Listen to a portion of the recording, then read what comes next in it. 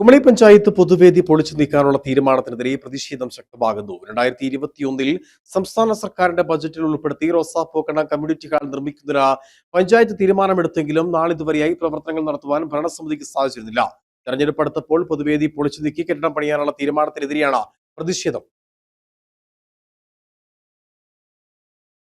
കുമളി ടൗണിൽ നിരവധി ടാക്സി വാഹനങ്ങൾ പാർക്ക് ചെയ്യുന്നതും കുമളിയിൽ നിന്നും മറ്റ് സ്ഥലങ്ങളിലേക്ക് പോകുന്ന സഞ്ചാരികളും യാത്രക്കാരും മഴയും വെയിലും വരുമ്പോൾ കയറി നിൽക്കുകയും ശബരിമലയിലെത്തുന്ന അയ്യഭക്തർക്ക് വിരിവയ്ക്കാൻ ഉപയോഗിക്കുന്നതും പൊതുപരിപാടികൾ നടത്തുന്ന കുമളി പഞ്ചായത്ത് പൊതുവേദി പൊളിച്ചു നീക്കാനുള്ള പഞ്ചായത്ത് ഭരണസമിതിയുടെ തീരുമാനത്തിനെതിരെയാണ് പ്രതിഷേധം.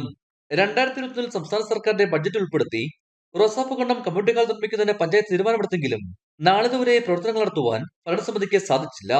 തെരഞ്ഞെടുപ്പെടുത്തപ്പോൾ പൊതുവേദി പൊളിച്ചു നീക്കി കെട്ടിടം പണിയാനുള്ള തീരുമാനത്തിനെതിരെയാണ് പ്രതിഷേധം ശക്തമാകുന്നത്. കേവലം 4 മാസങ്ങൾ മാത്രം തെരഞ്ഞെടുപ്പ് അവശേഷിക്കെ പൊതുവേദി പൊളിച്ചു നീക്കിയാൽ തുടർ നിർമ്മാണ പ്രവർത്തനങ്ങൾക്ക് തടസ്സമുണ്ടാകുമെന്ന് INTUC നേതാക്കൾ വ്യക്തമാക്കുന്നു.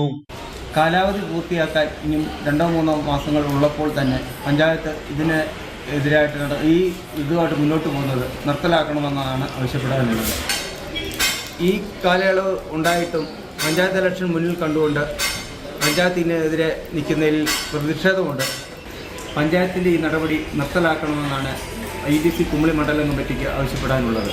വിഷയത്തിൽ കുമളി ITC നേതൃത്വത്തിൽ പ്രതിഷേധ സമരം സംഘടിപ്പിക്കുമെന്നും നേതാക്കളായ സിറിൽ യോഹന്നാൻ, സംഷുദ്ദീൻ, സജി, റോഷൻ എന്നിവർ പറഞ്ഞു. ഇടുക്കി വിഷൻ, കുമളി.